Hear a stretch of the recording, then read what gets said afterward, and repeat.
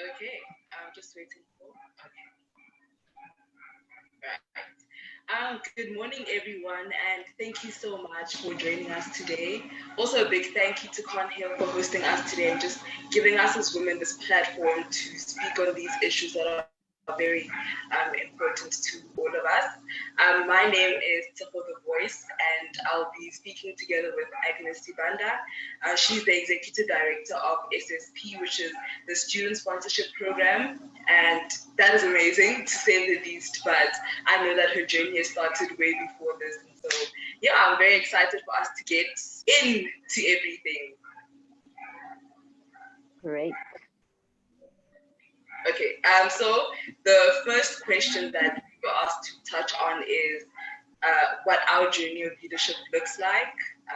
I don't know if you want to start by just telling us a bit of what it looks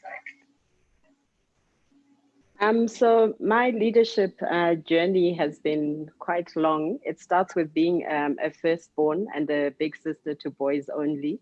So I think that kind of shaped how I relate to men and how I lead. I was also privileged to be very fathered. I was very close to my father, to both my granddads and all my uncles.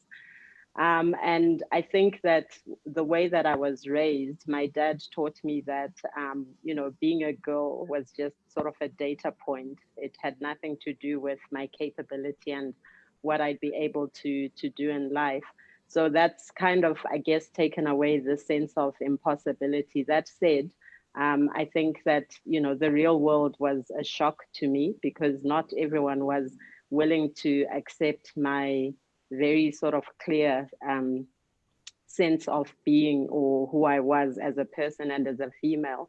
So my first true leadership position, I guess, was I was at 29. I was GM for a UK organization in Zimbabwe. And so, I had the opportunity to begin to learn how to lead teams that were across generations and across sort of income groups and cultures and that kind of thing. And along the way, I guess corporate was always the toughest because, as a woman, you're trying to compete with a lot of men in a very sort of masculine environment. And then there's also, of course, the politics of being a brown woman and all the things that come with that. So if you're strong and you express yourself a certain way, you're seen, there are labels that are attached to it. But yeah, I think overall it's been positive. I think what's important is to continue to remain true to who you are as a person. So after the Oasis role, I would then go on to come to SA, where I was a volunteer at an organization in Stellenbosch. And then I led a team at the Alan Gray Foundation.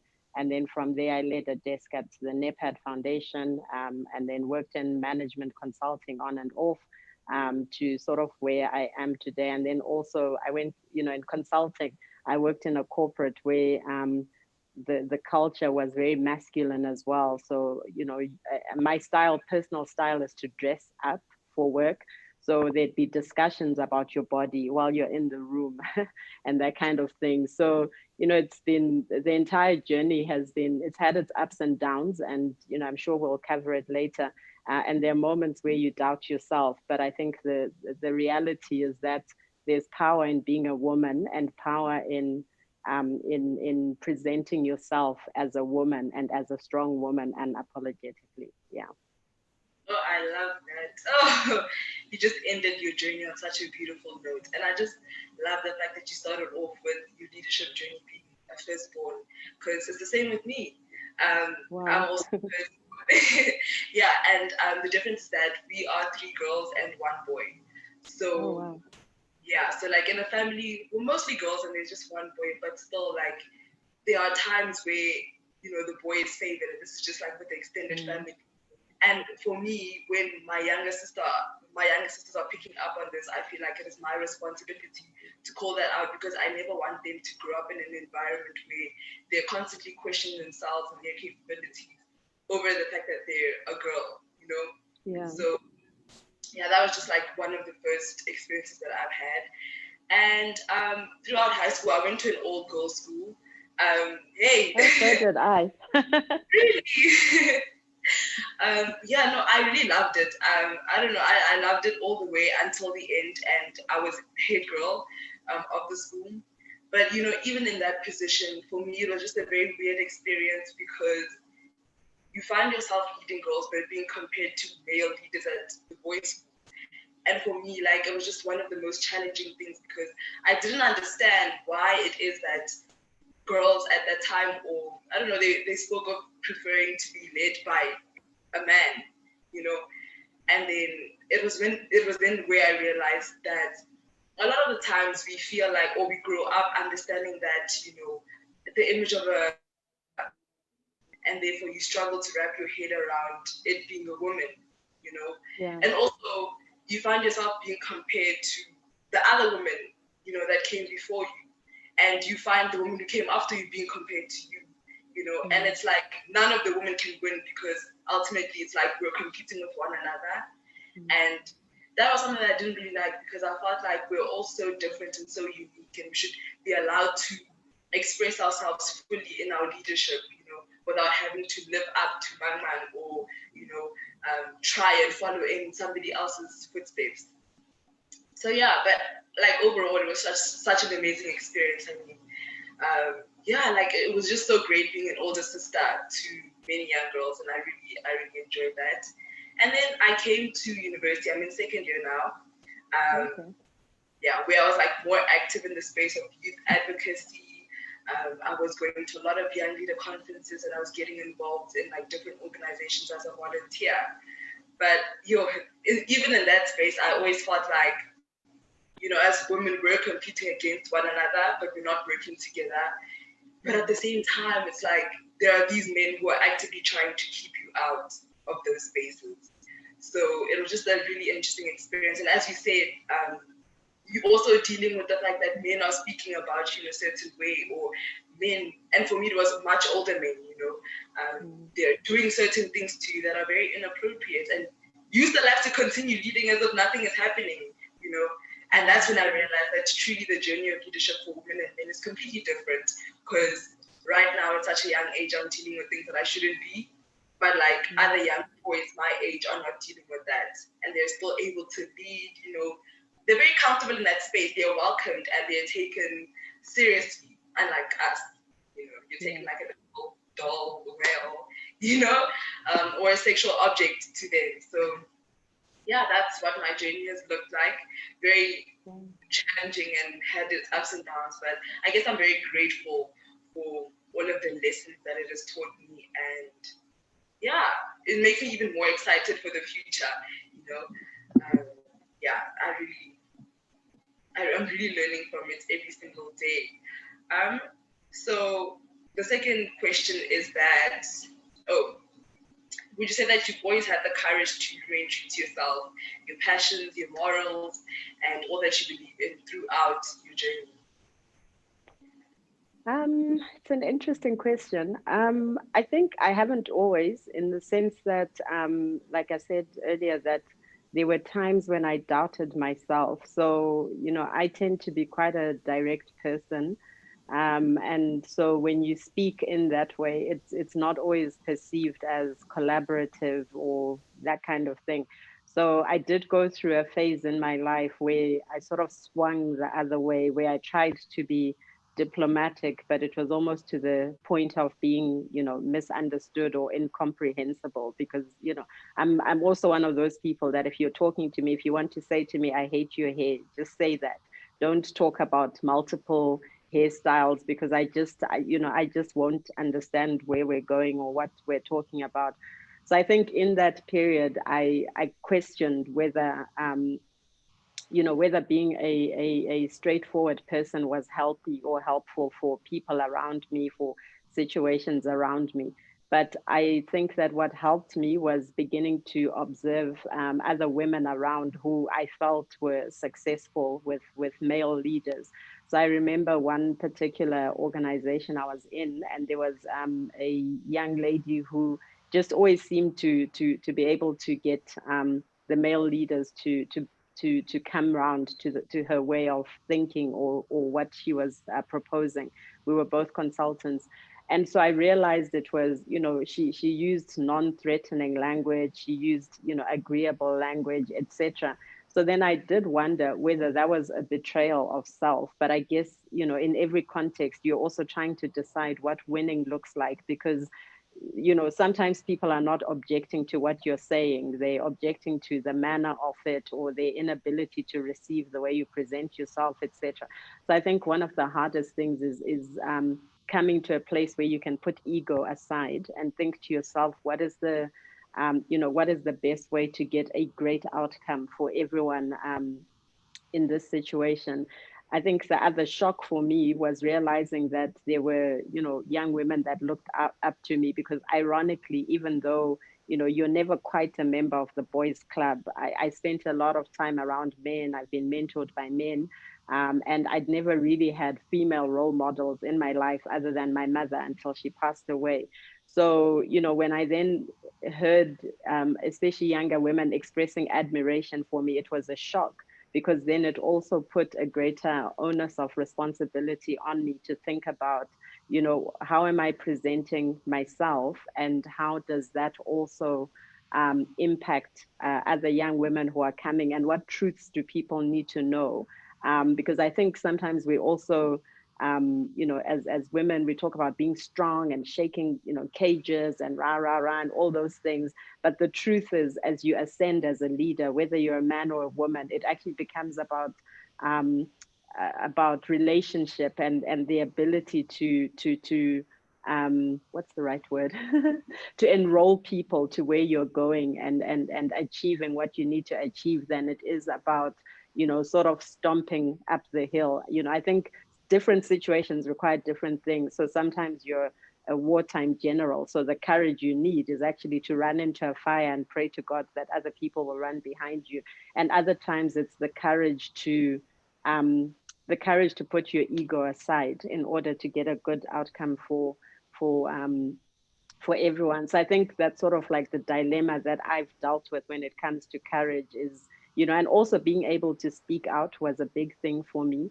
So being able to say to someone, that thing that you did to me was inappropriate, I do not like it. And to take the consequences of that, whether they then decide to trash your reputation or deny it or whatever. And in some instances, I've then had to also bring witnesses into it to say, Bob, John did this to me, and I want you to know, and I want John to know that I've told someone, and that kind of thing. So it is, it is very, it's a very murky field. But I guess the ultimately courage for me becomes about just knowing that I'm always as close as possible to my true north, or in it when I can be, but in a way that benefits everyone around me. Because I think when I was younger, I was very much about, me being right and everything. And I remember a former CEO saying to me in a review, he said, if I had to write a song about you, I'd call it I Did It My Way, and he used it as a starting point to have discussions to begin to help me to think about the world beyond myself. So I think you can also go the other extreme of being so strong to the point of, only seeing your way. Yeah. And I think like that's such an important thing, to always have people who are going to guide you and assist you in discovering yourself. I think for me, that experience, I saw it when I went to therapy this year. And then, you start having somebody who's looking into what you're doing or what you're saying, but no, you're right, but also, look at things this way, Yeah. And actually, in terms of courage, I read a book this year. It was just about how to be the most effective. It's one of those self-help books, but I promise you, it's really, really good. And it was saying that in order for you to be the leader that you want to become, you need to visualize yourself at your funeral and what you want other people to say about you. So basically, you have to write like what you want your friends to say about you, what you want your colleagues to say about you, your mentees, your mentors, what you want to say about you. And then you write all of those values, and it was like you need to start showing up as that person every single day. And that is the only way in which you're able to live and lead a life where you're aligned with your goals, you're aligned with what you believe in, and you're staying true to yourself. And I was just like really happy that I was able to read this book and like learn that, because now I'm able to do that every day in every step of the way, like every day in my life. But I think like beforehand, it was like such a different situation, you know. I thought like, because of, you know, the pressures of being just like a woman and in a leadership position, um, everybody has a lot to say, and I thought like at some point, you know, I was listening to what everybody had to say, you know, and that's where you kind of like just lose, you know, um, your track or like where you were going. And also just like the circumstances for me. I mean, I was in a school where there was a lot of like racial inequality, and so it was just really tough being like a black girl, the head girl, and like there's this divided population. Yeah. Yeah, it was very tough. And for me, I think I was the same as you. I was a very strong, you know, strong leader. Like, this is how things must be done. And I think I was very strict on the girls, everyone. But I was telling my friend even yesterday that I was that way because I knew that at the end of the day, the punishment for a black girl would be much harsher than one for a white girl. But they didn't know that, you know. So then they received it much more, like, you know, much more like harshly. But that's why I think it was just so important for me to sit down and like have these conversations with them and say, listen, guys, it's not the same for us. You know, you might do this one silly mistake, but the consequences are just much harsher, because the truth is that in some of these spaces we're not wanted. You know? Yeah. But as you said, it's just about like learning and like listening to constructive criticism from other people and just building yourself, you know, from there onwards to be the type of leader that you also want to be. Somebody who's understanding but also very firm, you know, when they do so. Yeah. And like, what would you say the importance of having a mentor is, or how do you think that is important to one's journey in leadership? Yeah, so I think mentors are good in the sense that I think what you need is someone who's very interested in your well-being, and in the outcome, in your successful sort of outcome or future as a leader. So I found that the mentors who have guided me have been good at either opening doors for me and also just role modeling, sort of the standards that exist in corporate and in mainstream leadership for me. So in the way that, I'll approach them with a problem to solve. So the manner in which they help me deal with it or resolve it while also putting responsibility back on me has also taught me quite a lot about leadership from that perspective. I think you need mentors who are advocates for you, so who can open doors for you and who can speak on your behalf for new opportunities. And I think you also need mentors who really are like guides, whether it's a coach or a therapist, and people who can help you look at yourself very honestly, and help you to find ways and solutions to get back to being the sort of leader that you want to. I think also one of the good things about having a mentor is that it takes you away out of fight mode.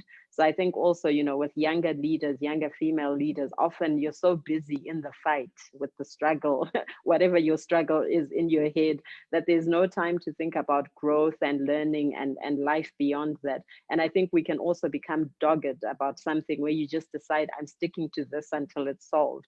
And I'm not saying we should let go of things that are important to us, but I think as you grow and learn and become older, you also realize that there are other ways to win that are not always by being a foot soldier. So you have to sit where the generals are so that you have a better perspective. So sometimes we miss the opportunity to solve a systemic issue or situation or organization or whatever, because we're so focused on my one little lane, which I'm determined to conquer. Yeah, so I found, mentors for me have been useful in that way. And I also think that, different types of mentors come into your life at different times. So it's also important to know when you've outgrown something or someone, and when it's time to find something new. And I also recommend sort of octagonal mentorship. So if you're in, medicine, to be mentored by someone in the arts, or, because I think perspective is very important. And sometimes just taking an interest in other people's worlds. I think we're surprised by how much we can learn in that regard. Yeah. Yeah, no, you're absolutely right about that. And I never thought about that because I don't know, for me, like when we were taught about mentors, you always taught about or taught that you need to have somebody always in the same field that you are Yeah. in a sense, so that, yeah, it just makes the journey much clearer. But I think that is such an interesting point that you make, because definitely you'll get a different perspective on Yeah. other things other than what you're interested in.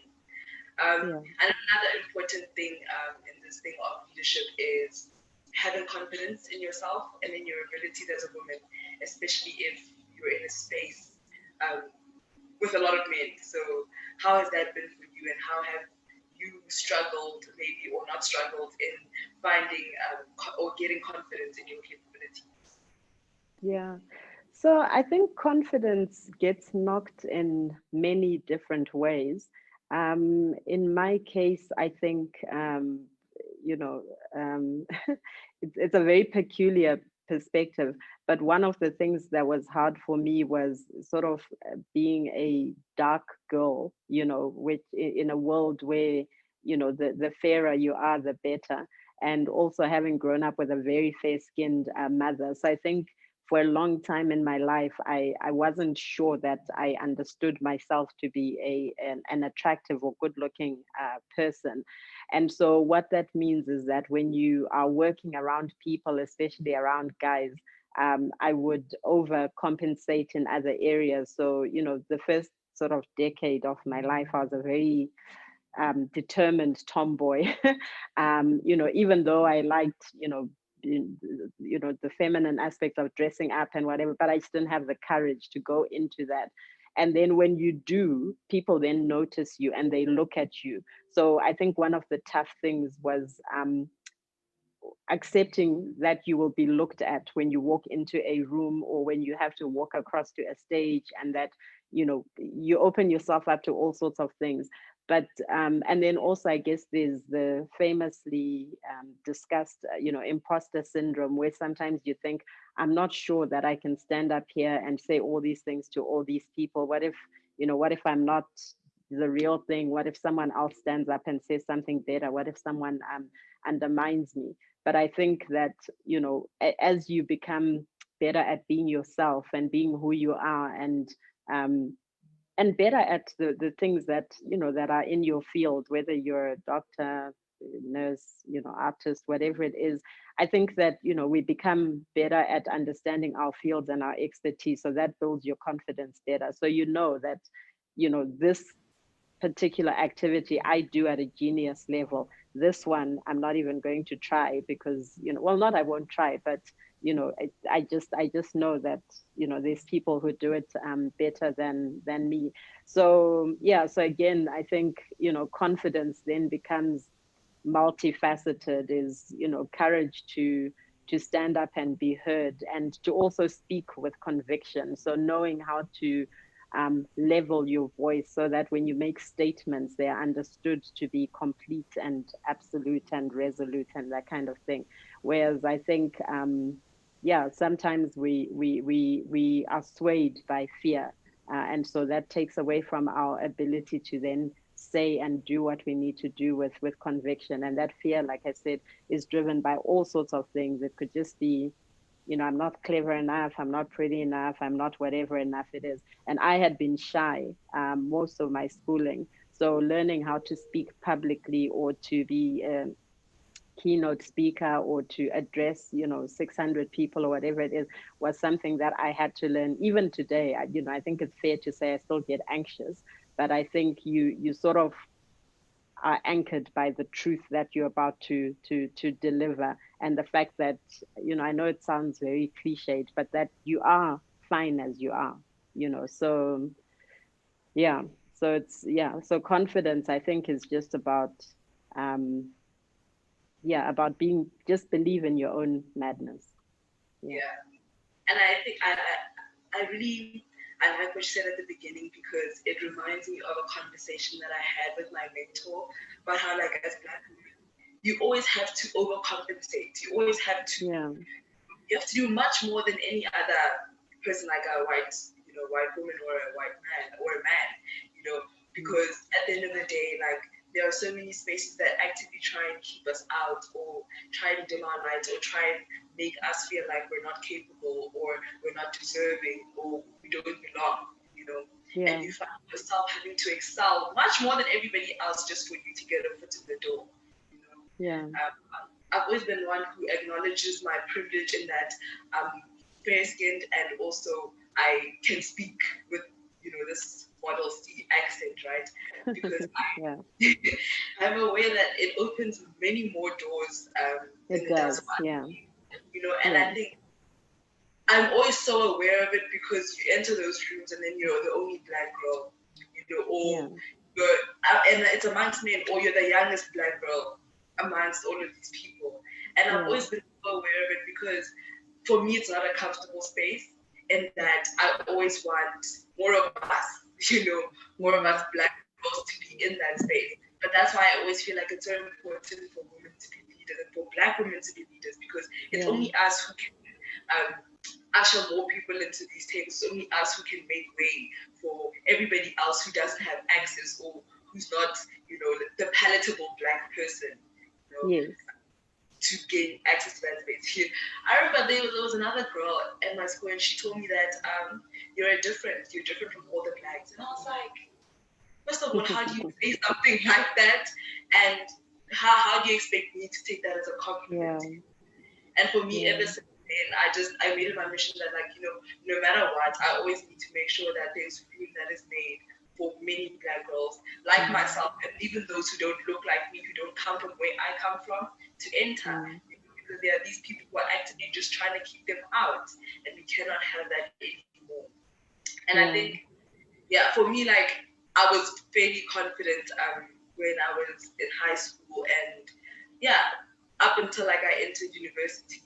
But my experience with an older Black man, has really, it kind of made me less confident than I was, because for me, sexual harassment in these places was just something that a man does to remind you that this is not your place. I'm just going to return you to where you belong, which is not in these places, not in these spaces of advocacy, not in these spaces of activism, not in the workplace, definitely, And it was so disheartening to be working alongside, a good friend of mine who was a male, but he doesn't have this experience. He's having the time of his life, he's able to network freely, whereas constantly I'm being bothered, by these old men.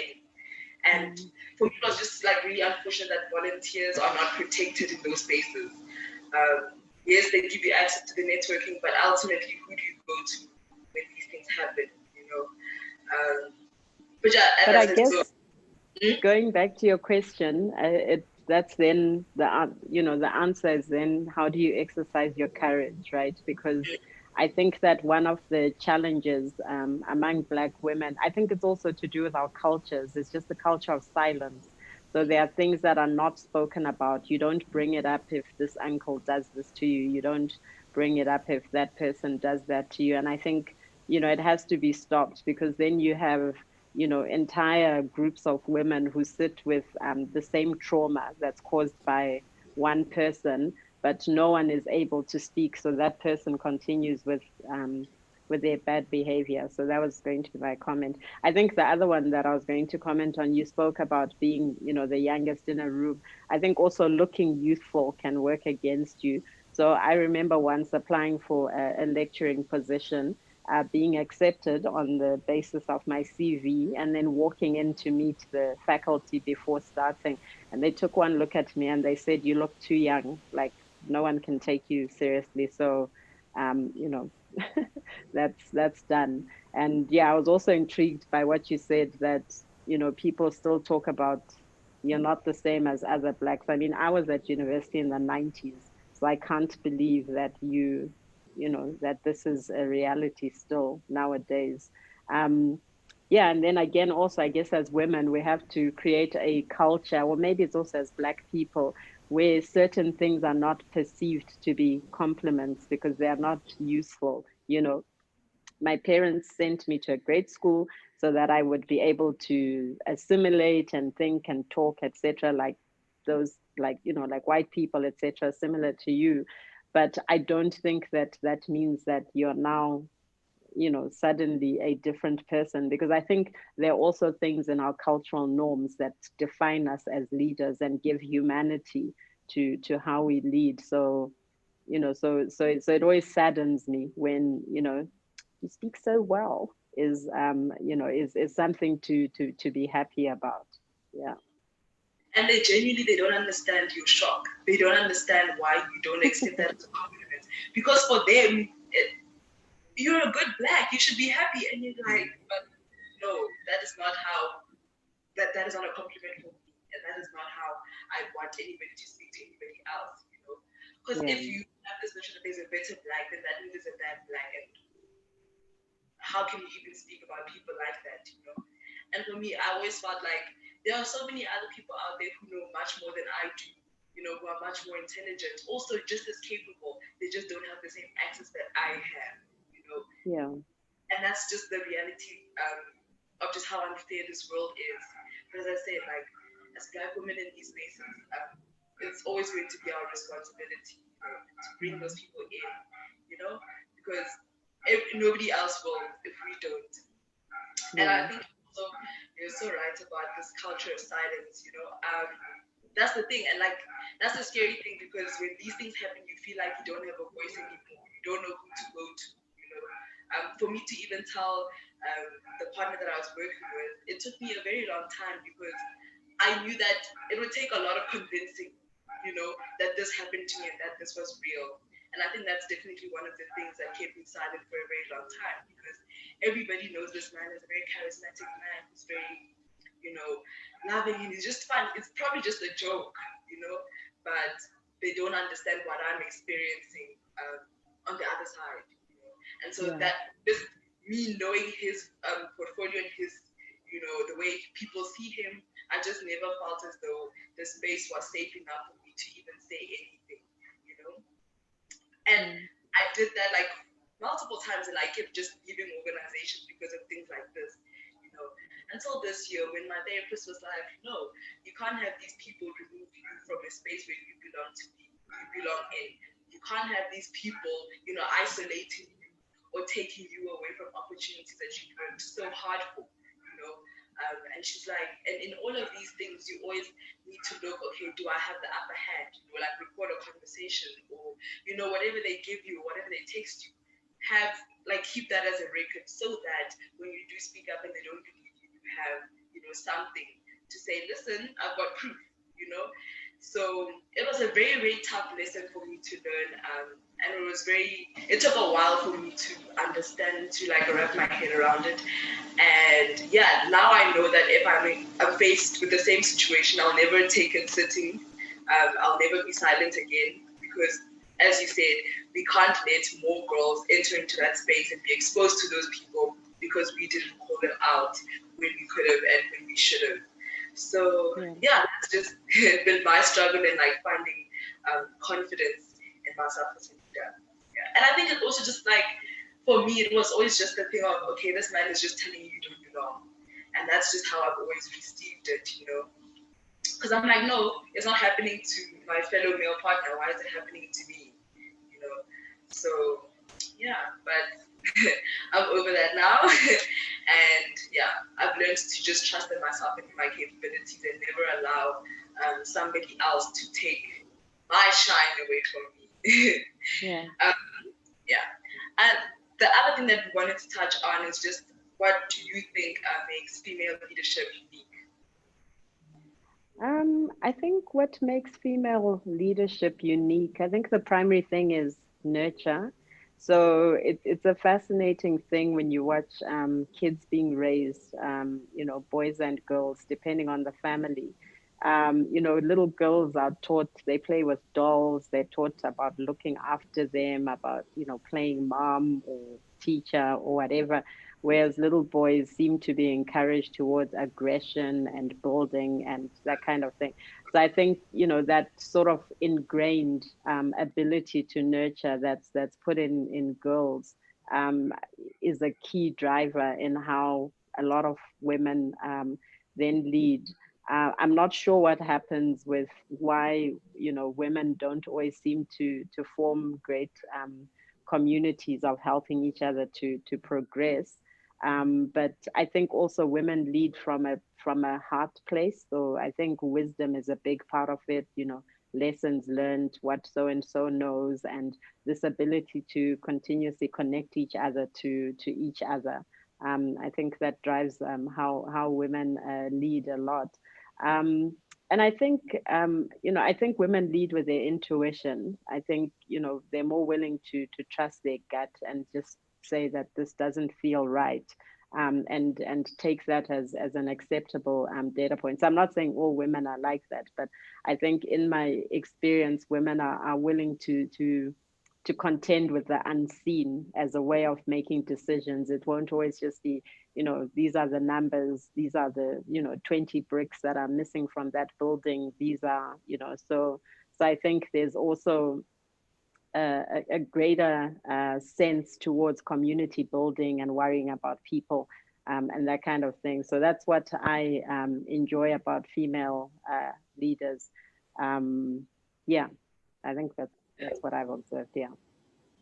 I agree with you, and I also think that like female leaders understand that not all situations are in black and white, and we see this like in decision making. They're able to notice when the situation is more of a gray area, and this is something that I find like men don't really, um, Mm, yeah, they don't really like grasp as well as women do. And I think, as you said, it's probably from a place of like them knowing how to nurture, them building communities in terms of like leadership. And mm, yeah, I think that that's one thing that I've seen with women. And I've also seen that women are very compassionate, mm, because there's more to like work than work. There's just so many yeah. things that are surrounding work and leadership. And so women are able to acknowledge that and they're able to tap into that in the way that they different Mm, people. And also, it's the fact that they remember that they're working with people. yeah. It's always just, as you said, a community. And yeah, that's just one thing that I really love. And that's one thing that really makes me wish that there were more of us, more Mm, women, I mean, in, positions of leadership. And maybe yeah. things would have been different, in the way that things are run right now during the corona situation and just Yeah. during all of the disaster that we're seeing in the world. So yeah, that's one thing that I Mm. really appreciate about women.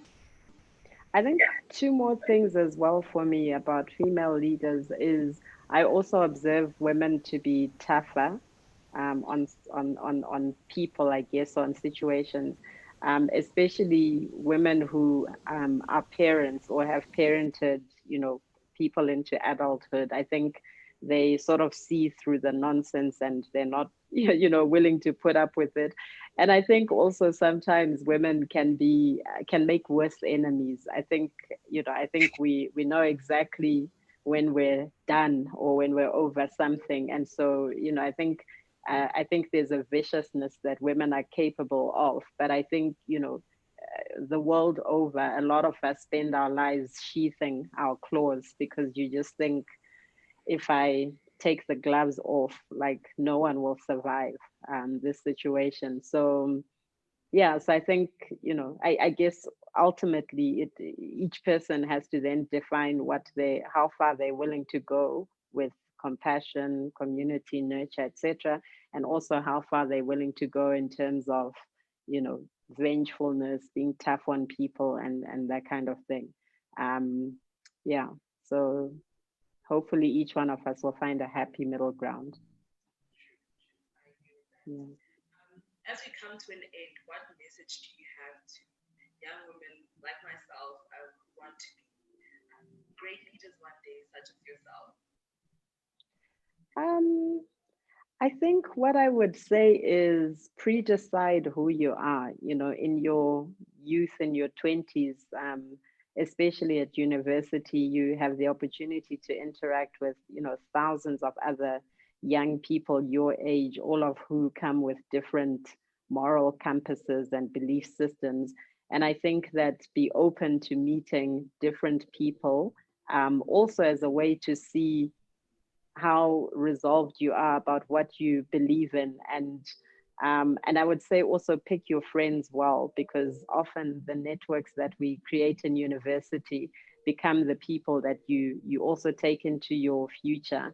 So it's a peculiar thing, for you guys are getting your degrees, by the time you're 40, all of you will be successful. It's almost I almost want to say it's almost inevitable that everyone will eventually find their feet and you'll get there, right? But you need to make sure you also get there with the right people, so that as you transcend into the next level of leadership, the sort of people that you are doing it with, the sort of influence you want to build, is determined by the person that you decided to become and the people that you decided to do it with.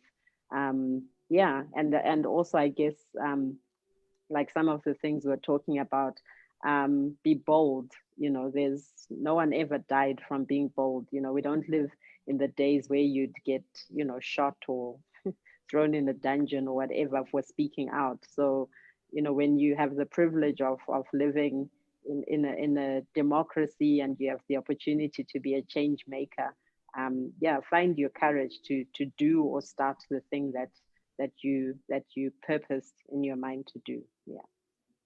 I agree with you. I think it's so important for us to not only be confident in ourselves, but to also have people around us who are going to also make us confident, and who are going to help us, and who are going to align us with what we want to do.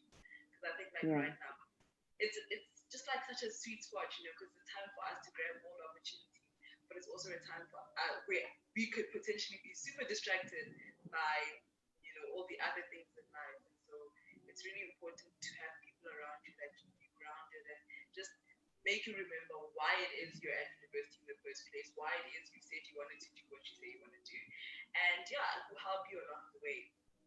And for me, I was speaking to my friends and I was like, I just like the idea of having friends in different fields or different career fields, because, as we move forward in the future, we're definitely going to need each other, and that's how we're going to begin putting each other on, because we said, like, it's so important for us to help each other get to where we want to go. We're all going to get there at different times, and in our own way, but through us helping each other. Because if I want to be a lawyer and I have a friend who's an engineer and my case has got something to do with that, I can always reach out to them. And just like that, we're becoming a community of, like, Black, young, successful people. And that is the content. That is what we like to see. Yeah. Absolutely. Yeah. It was really great to have this conversation with you. I know, like, a lot of young people were looking forward to this, and we're looking forward to hearing from you and what you had to say to us today. So I really, really enjoy and I appreciate the fact that you were able to come today and speak to us and just, enlighten us with all, these wise gems that you put today. So thank you very much. Thank you. It was great being on your show and chatting to you too, and getting to know you better. And I wish you luck in your studies and Thank you so everything you're doing. Yeah. Thank you. I really appreciate it.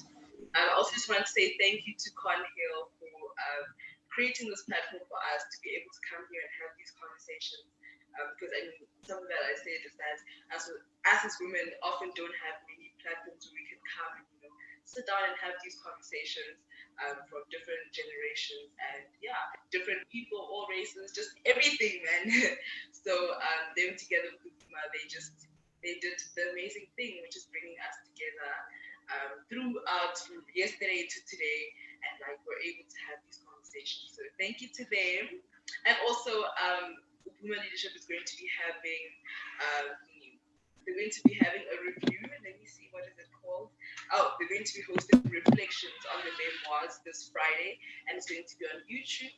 So everybody who's tuned in, can you please just tune into that on Friday to just see the feedback from all of the conversations, and also just, reflect on all of the whys, James Adverse spread and spoken of. So yeah, thanks to everyone for joining. Thank you. Bye. Bye.